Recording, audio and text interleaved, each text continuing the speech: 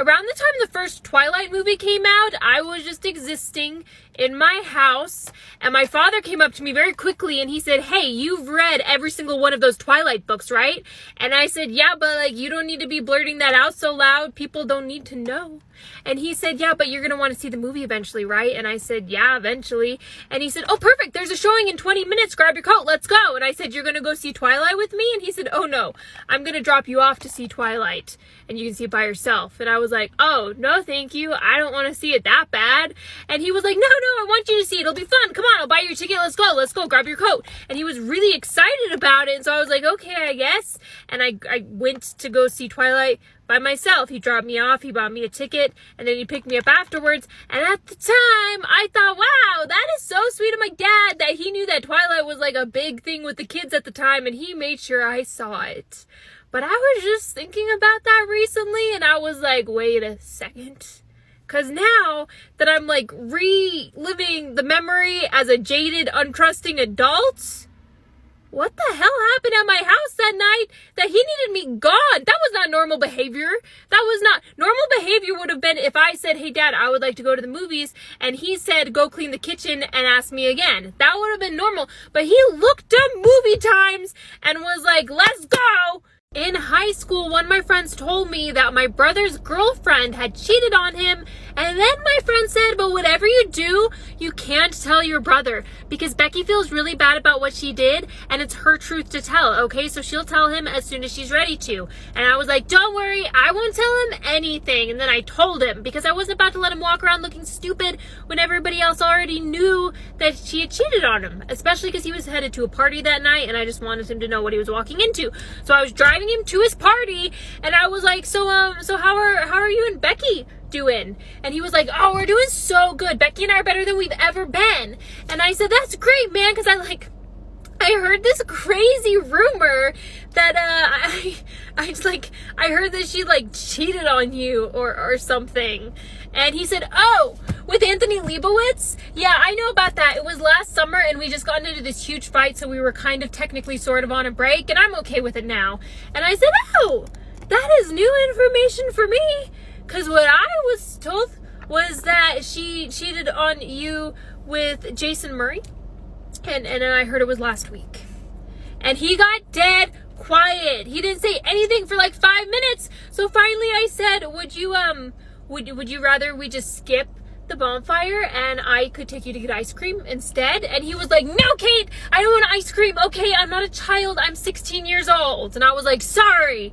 And we kept driving, and I dropped him off at the beach, and then I went home, and two of my friends were at my house, and I was like, man, it is about to go down. I just told brother that Becky's cheating on him, and he is pissed. She came running up to our car, and she was like, "Hi," and he was like, "No." And I really wish I'd stayed to see the whole thing. And my friend said, "Wow, wouldn't it be so cool to like be a fly on the wall for that breakup? It's gonna get crazy." And then I don't know how my friends and I came to this decision, but we decided to drive back down to the beach and hide in the bushes and spy on him while he broke up with his girlfriend. And we all put on black clothes and beanies and sunglasses because we were like, this is what spies wear. And we sped off to the beach to try and make it in time, but then we got pulled over by a cop, and the cop was like, "Do you have any idea how fast you were going?" And I was like, "I'm sorry, officer. We were just really wired because we were listening to a lot of One Direction really loudly, and we wanted to make it to the beach in time to watch my brother dump his cheating girlfriend." And the cop was like, "Well, slow down." And then we made it to the beach, but they didn't even fight. They just made up and started making out. And we were like, "Oh man, we got all dressed up in our fancy outfits for this." And then his girlfriend noticed me in the bushes, but she didn't recognize me, probably because of my fancy spy outfit. And she looked at me and she was like, "Sorry, honey, he's taken." And I was like, okay, first off, ew. Second of all, call me honey again, and I will put laxatives in your drink at Thanksgiving.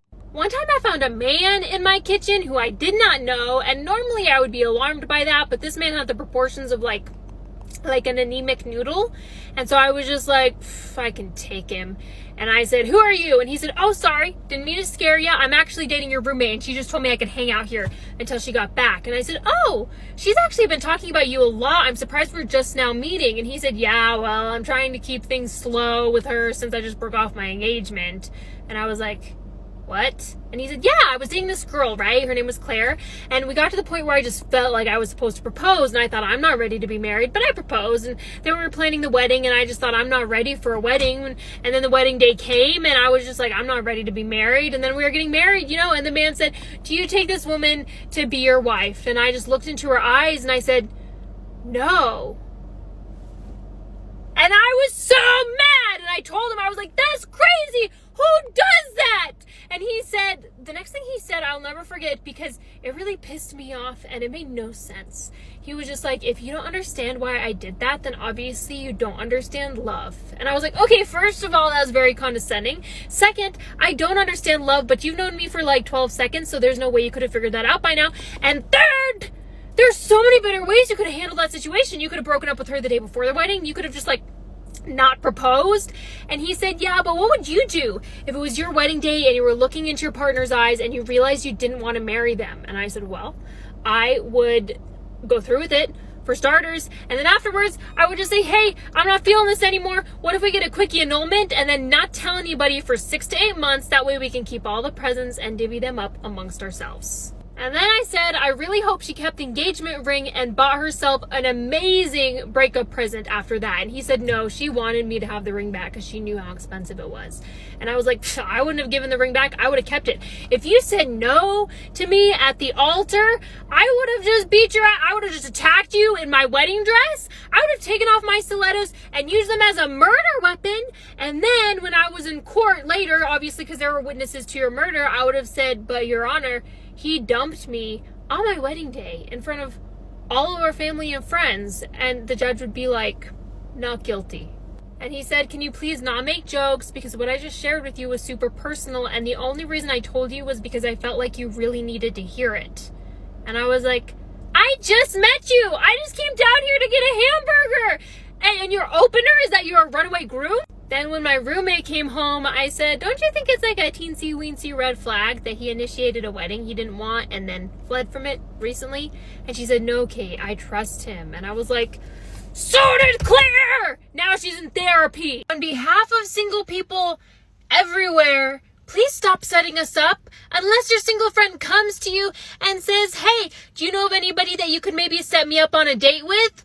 Just stop. We're so tired of you guys pimping us out to each other, and the people you set us up with are crazy. One time, I got set up on a date with a guy who didn't even like music. We were just driving and listening to AM radio, and I said, would you maybe like to listen to some music? And he said, no, thank you. I don't like music. And I thought he was joking. So I left. And then he said, no, really, I don't like music. I don't get what the hype is. Everyone's so obsessed with music. But when you think about it, it's really just different noise than what we're listening to right now. And I was like, sir, are you a serial killer? Because that sounds like something a serial killer would say. And if you are, could you please just calmly pull the car off to the side of the road, let me get out, and kill me there, instead of making me listen to AM radio for the rest of our date? And another time, somebody set me up with a guy. She didn't even know. She met him one time, and he had a dog. And she was like, my friend Kate also has a dog. You guys should go on a date. And then she said, but Kate... She was trying to talk me into it later, and she was like, wouldn't it be so cute, though, if you guys fell in love and then your dogs fell in love? And I was like, oh, yeah, that sounds like a solid basis for a relationship. And so I went on a date with the guy. He picked me up in the middle of winter. It was 30 degrees out. He took me to a park. We went on a walk. It was very cold. It was so cold. And so finally I said, I would like to not do this anymore. And he took me back to his car and he said, well, I just took you on a really long walk. Should I feed you now or something? And I was like, should you feed me? First of all, yes, always. Second of all, have you been on a date with a human woman in a while, or just your dog? And then when I tell people I don't want to get set up, they get sneaky about it. Like one time I got in a huge fight with my friend's fiance, and then she called me later. He was wrong, I was right, which is why I wasn't shocked when she said, hey, he feels really bad about what he did to you, so he bought you an extra ticket to come see Stars with us tonight. And I thought that is so sweet. And so I went to go see Stars with them. And while we were driving, he said, would you mind taking off your Seahawks beanie? And I said, no, why would I do that? And he said, well, not everybody likes the Seahawks. And I said, yeah, that's the whole point of sports. And then when we got to the movie theater, he had set me up on a date with his cousin. It was a trap! It was an actual trap! And his cousin said, ew, Seahawks, that's embarrassing for you. And I was like, your mom's embarrassed of you. And then he said, that was mean, I was just joking. And I was like, so was I. But apparently, I hit a sour spot. I think I just accidentally, on purpose, catfished one of my friends of almost 8 years because I texted him and I said, hey, I'm working on this big project right now and it just happens to be the same thing that you do for work and I just had a couple questions for you. And he texted me back and he said, oh, hey, Max, that's super cool to hear. And my name is not Max. And I was like, ooh, he took a shot and he missed. He could have just said, new phone, who dis? He could have said, sorry, I don't recognize your number. He could have said anything else, but he wrote out a name? And also, how do you not have my number, dude? We've known each other 8 years, for starters. Second, was there some kind of a falling out that we had that you didn't tell me about? Because that would have been nice to know. And so anyway, I was like, fine, if he wants me to be Max, I can be Max. And it wasn't that I pretended to be Max. I just didn't correct him. And we kept talking. And then I started to feel bad because he was actually being super helpful. And I thought maybe I should set up a lunch to like chat with him a little bit more about this. And then when he arrives, he'll be like, where's Max? And I'll be like, surprise, bitch! But then he suggested to me that we should do a collab of some kind together. He's like, yeah, we can collaborate on a strategy together. He said we should collaborate on a strategy together if you want. It could be cool. Like, it's one of my favorite things to do. And I was like, ooh, now I should really tell him that I'm not Max. But first, I went to his Instagram and I went to the list of people that he follows and I found Max. And Max is a lady. Max is a hot lady. And she has abs. Not just like the little starter pack of abs, but she has like 6 whole abs. And I zoomed in to make sure they weren't photoshopped. And they weren't. And now I don't know how to text him and be like, hey man, this isn't Max with the rock hard abs. This is Kate with the squishy everything.